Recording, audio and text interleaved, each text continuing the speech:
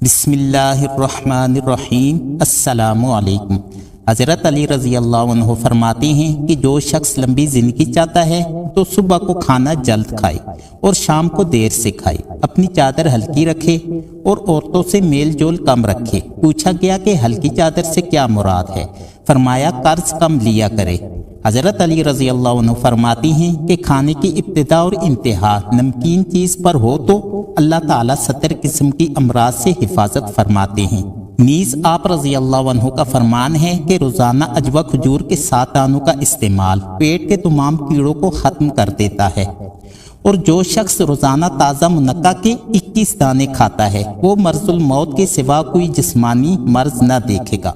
اور کہتے ہیں کہ گوشت کھانے سے گوشت پیدا ہوتا ہے، اور سرید عرب کا مرغوب کھانا ہے، اور گائے کا گوشت بیماری ہے، اس کا دودھ شفا ہے، اس کا گھی دوا ہے، اور اس کی چربی سے اس کے بقدر بیماری کا اخراج ہوتا ہے، اور مچھلی بدن کو پگھلاتی ہے۔ کہا جاتا ہے کہ شیوانی قوت تازہ کھجور سے بڑھ کر کسی شے میں نہیں۔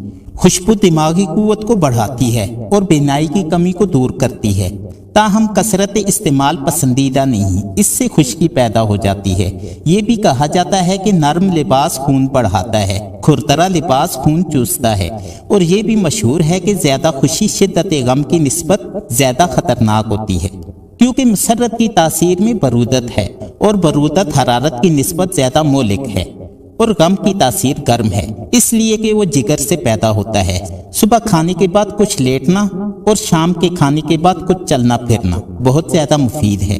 دوپہر کے کھانے کے بعد کچھ لیٹ جانا خوب ہوشیار کرتا ہے، اور رات کو کھانے کے بعد چہل قدمی کر لینے والا خوب سوتا ہے۔ حضرت ابن عباس رضی اللہ عنہ فرماتی ہیں کہ 5 چیزیں نسیان یعنی بھول جانے کی بیماری پیدا کرتی ہیں۔ نمبر 1 کھٹا سیب کھانا، نمبر 2 کھڑے پانی میں پیشاب کرنا، نمبر 3 گدی میں پچنے لگوانا، نمبر 4 جوؤں کو مٹی میں ڈالنا، نمبر 5 چوہے کا جوٹھا پینا۔ کہتے ہیں کہ قبروں پر لگی ہوئی تختیاں پڑھنا، دھنیا کھانا، کتار کے اونٹوں کے درمیان چلنا، اور 2 عورتوں کے درمیان چلنا، اس سے بھی نسیان پیدا ہوتا ہے۔ کہتے ہیں کہ سبزہ پر نگاہ لگانا، جاری پانی، حسین چہرہ اور والدین کا چہرہ دیکھنا، اور نماز میں سجدہ کی جگہ نظر لگانا، لیمو اور سرخ کبوتر کی طرف دیکھنا نظر کے لیے مفید ہے۔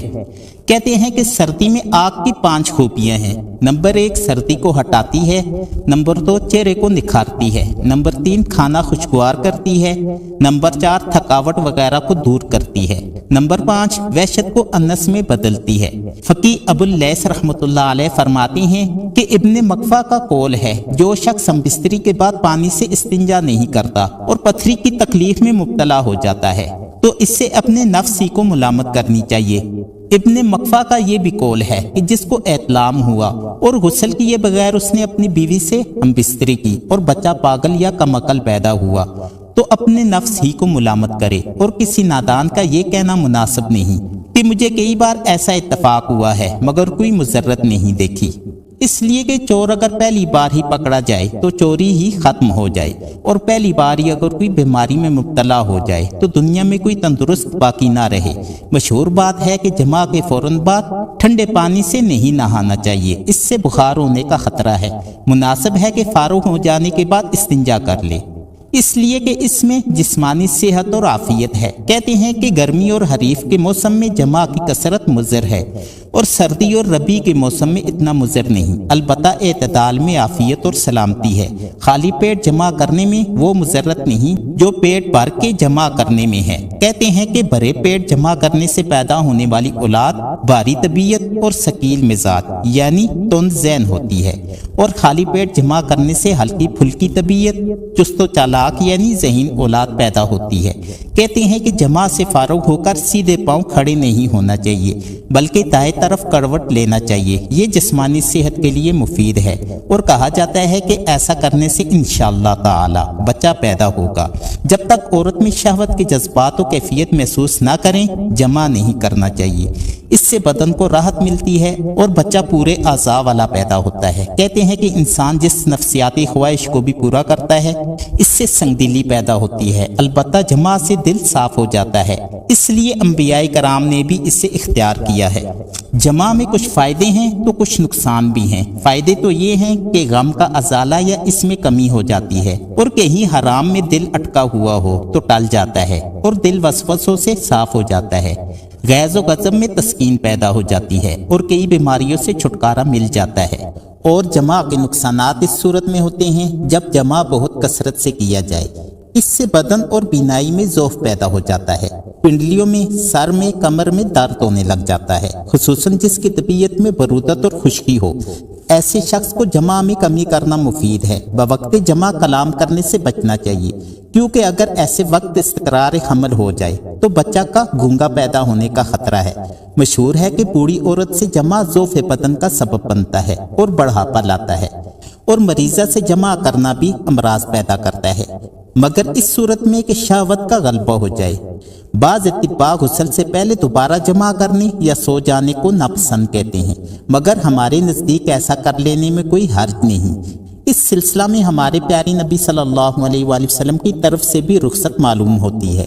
آپ تو امت کے لیے مجسمہ شفقت تھے، اگر اس میں کچھ بھی مضرت ہو تو رخصت نہ دیتے۔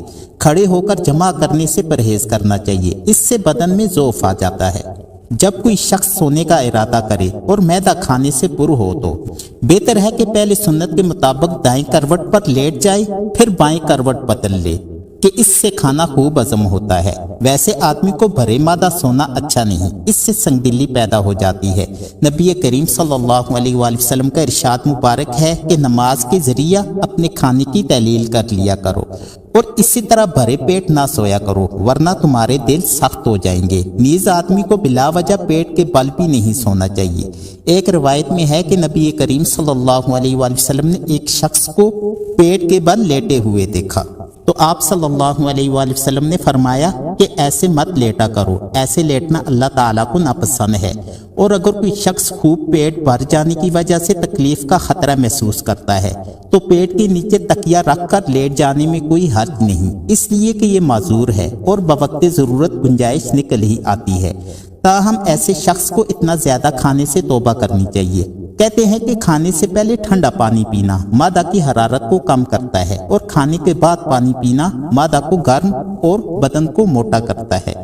اور کوئی پھل مثلاً زرد، سیب، انگور، منقع وغیرہ کھانے کے بعد پانی نہیں پینا چاہیے، اس سے معدہ میں فساد پیدا ہو جاتا ہے۔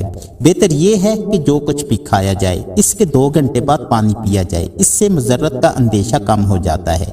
گرم چاول یا کوئی اور میٹھی چیز کھانے کے بعد پانی دانتوں کو نقصان دیتا ہے، ایسے وقت 1-2 لقمے روٹی کے کھا کر پانی پینا چاہیے، اس سے مضرت کم ہو جاتی ہے۔ کہتے ہیں کہ گرم روٹی مچھلی کے ساتھ کھانے سے پیٹ میں کیڑے پیدا ہو جاتے ہیں، اور جو شخص مچھلی اور انڈا پیٹ میں جمع کرتا ہے اور پھر نقرس کے درد یا فالج میں مبتلا ہو جاتا ہے تو اپنے نفس ہی کو ملامت کرے، اور جو شخص اپنے پیٹ میں نبیز اور دودھ جمع کر لیتا ہے اور برس میں مبتلا ہو جاتا ہے، اس سے بھی اپنے آپ ہی کو ملامت کرنی چاہیے۔ کہتے ہیں کہ مچھلی بکثرت کھانا بینائی کے لیے مضر ہے، اور پیٹ میں دودھ کے ساتھ ساتھ کوئی سبزی یا کھٹی چیز جمع کرنا بھی مناسب نہیں، اور کہتے ہیں کہ دودھ اور پھلوں کا اکٹھا استعمال بھی ٹھیک نہیں، اور کھانے سے پہلے پھل کا استعمال اتنا مضر نہیں جتنا بعد میں ہے۔